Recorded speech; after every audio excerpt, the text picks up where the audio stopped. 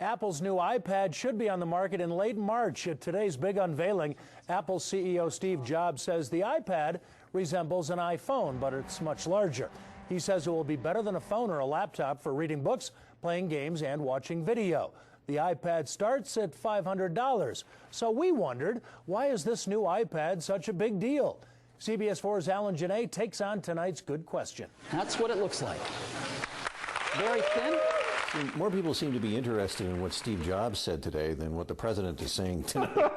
Maybe a bit of an exaggeration, but when you make a living from Apple products like Josh Carr, when Steve Jobs talks, you listen. How long does it take me to buy it depends on how quickly my wife would let me. Even in a down economy, a breakthrough product could get people going. I don't really have a lot of spending money right now. So I'm actually pretty excited. I'm going to look into it. Flipping. And you can expect millions of others.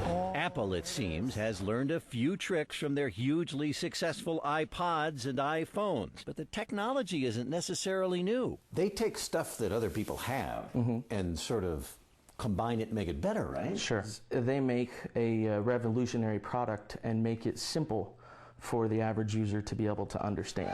That had people lining up for the iPhone. If you take a look at the iPhone, yeah, there's a lot of other smartphones out there, but there's a million clicks to get it to do whatever you want it to do. And the iPhone's success has many now rushing to add apps or programs to their products.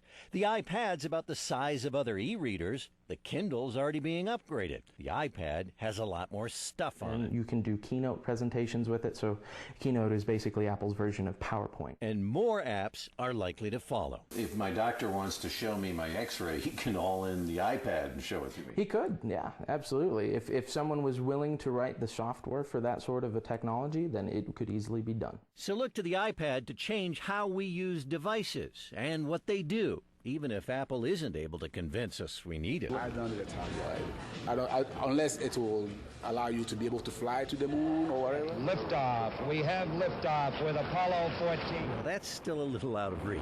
And that's your good question. Alan Janae, CBS 4 News.